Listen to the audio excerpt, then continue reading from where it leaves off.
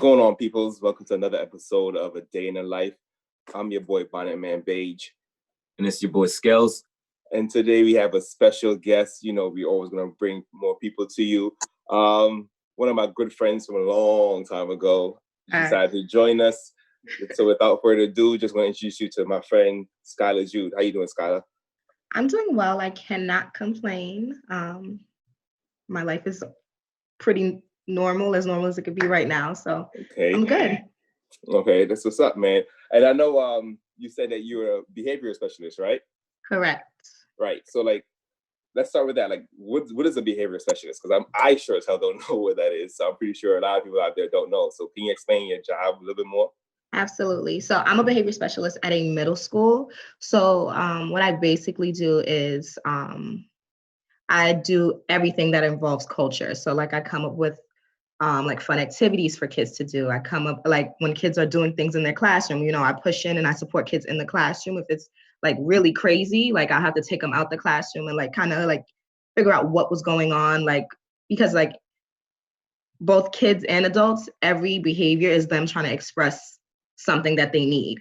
So basically just trying to figure out what's going on, trying to help them figure out better ways that they could have got what they wanted. And, things like just working with kids with a lot of behavior issues. I work with kids that are on what's called a tier 2 or a tier 3 behavior plan. And I come up with different interventions to help them excel in the classroom. I support teachers in classrooms. I help teachers teach better. Seriously, there's teachers that know the material, but they don't know how to control their classroom and teach at the same time. So I help with classroom, teaching them better classroom management skills so that they can be a bomb teacher, basically. So that's my that's dope. So I'm a teacher myself. I teach 8th grade math in Philadelphia. So you mentioning you help teachers out. So what do you think is the biggest difference between a behavioral specialist and a content teacher? What's the biggest difference between the two? The biggest difference is that I'm not teaching. I don't make lessons. I don't go in front of kids and teach them academic material. I teach them life skills, but I don't teach them academic material. I'm not teaching you math. I'm not teaching you ELA, science, those. I don't do those. Not my thing. But I'm here for all the life skills. Got you. So obviously now with the whole pandemic going on, there's no more school. Are you still working with students remotely, or is your work done? Do you work with parents as well? Yes. So my job is not done. Okay. It looks a little different now. So even when I was in school, I had an advisory. I had a 7th grade boys advisory. So I advised 13 boys in 7th grade.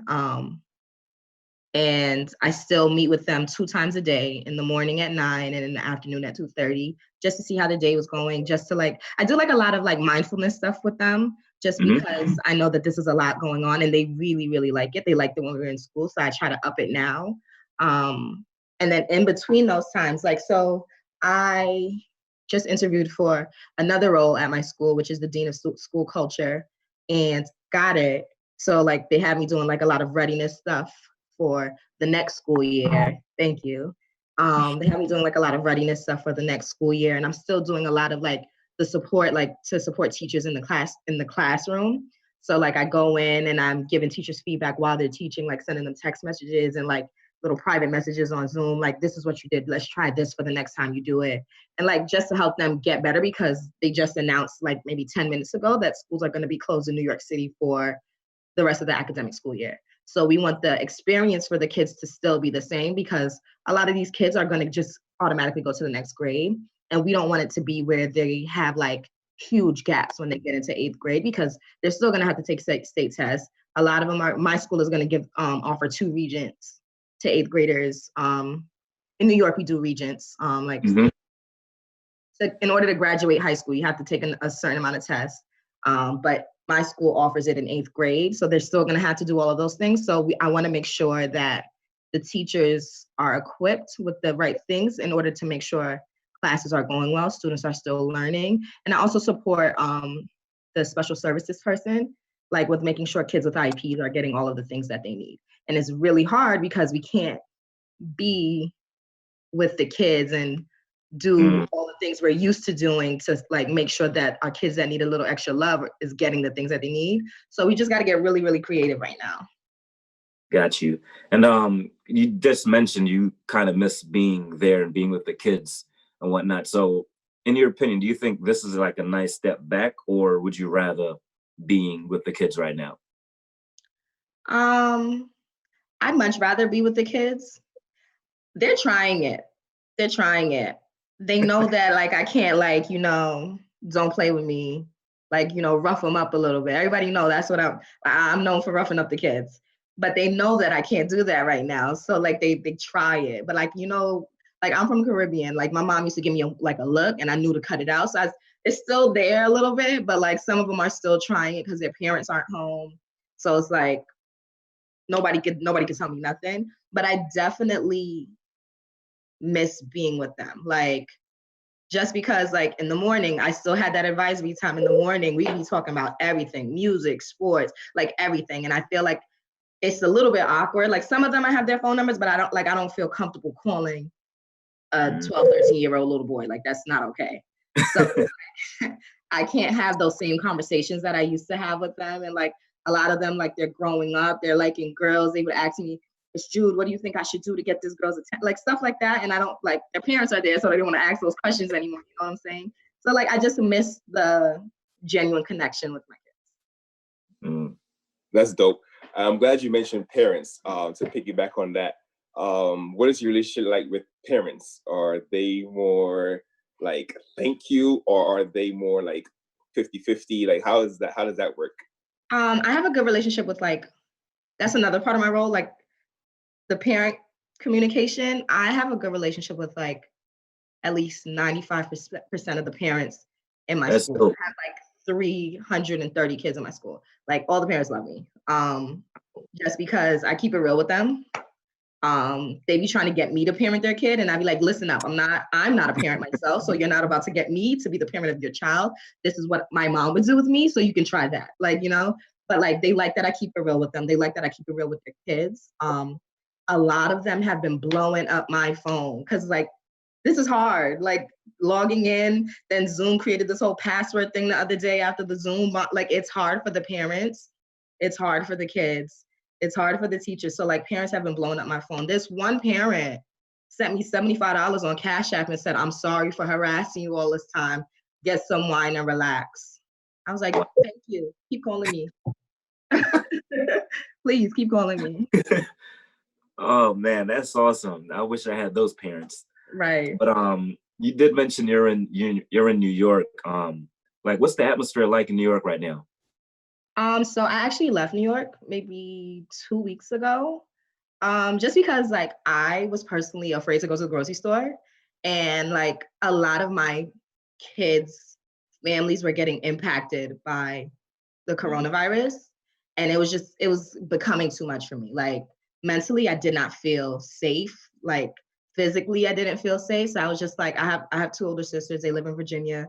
I got in my car like one Saturday. I was just like talking to my boyfriend. I'm like, I'm ready to go. Let's go. We packed our stuff up. I called my little sister because she lives with her dad in Canarsie. I was like, yo, you want to come with me to Virginia? She was like, yeah. I'm like, pack your bag. I'll be there in like 2 hours. Got in the car and I drove to Virginia. I was like, I'm not with it. I'm not getting sick. Not here for it. Wow. Lucky. That's crazy. How long is that drive? Like 6 hours. And you just But went straight. I made it faster just because I left like 5 a.m. Oh, but you drive the There was speed limit. nobody on the road. Right. I was pushing like a calm 98 miles per hour because there was nobody on the road. So it's like, like when nobody there, you're driving mad fast and it feels like you're going like 50 miles per hour. I don't know what you're talking about. I drive the speed limit at all. Always go speed limit. Always. Y'all are lying. Whatever. Whatever. But I got here maybe like 4:45, 4 hours and 45 minutes. Wow. Okay. So as an educator myself, I always get asked, why did you choose to be a teacher? Mm-hmm. So as a behavioral specialist, why did you pick that field? Just because, so my mom passed away 5 years ago. And like I said, I have a little sister and she was 9. She didn't have anybody at her school to like support her through that. You know what I'm saying? And I know that there's a lot of kids that have gone through a lot of stuff, not just their parents passing, but I feel like even when I was in elementary and middle school, I didn't have a person that was like, you know, there to support me outside of my academics. And I wanted to be that kind of person. So like, I did my research, saw what I could do. Like I looked up, like there was like social worker came up, you know, guidance counselor came up, all those things came up, but like all of those things you need a master's for. And I'm like, I want to try it out before I go and spend all this money and then up hating what I'm doing. Mm-hmm. So I found this position, applied, got hired, love it. Wow. Love it. That's dope.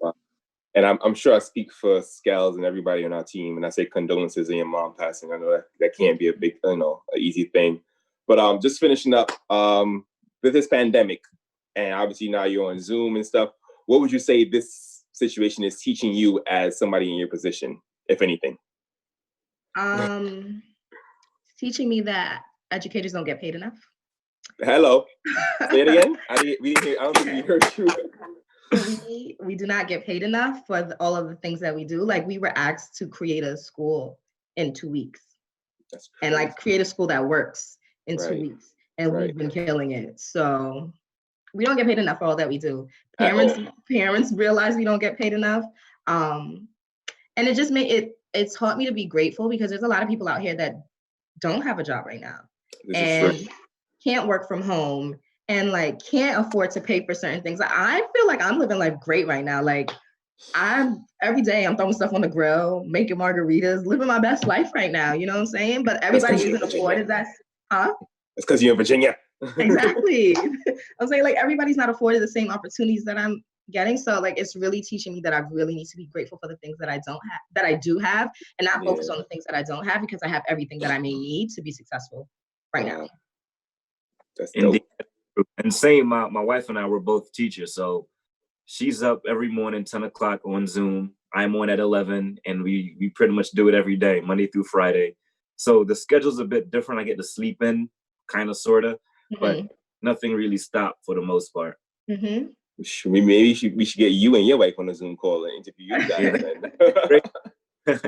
This is perfect. But anyway, Skyla, listen, I just want to thank you for taking the time out of your afternoon to join us. Absolutely. It was very informative, and just continue to do the good job you're doing. Thanks. Like you said, educators don't get paid enough, and I hope that this can show people, hey, we need to pay these people more.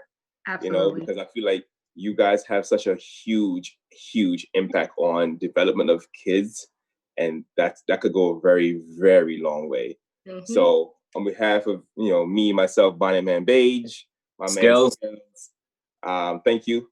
Everybody has a story to tell. We're here to share it. This is a day in your life. Thank you again, Skyla. Drop a like, subscribe. Yep, but he said like, subscribe. Have a good one.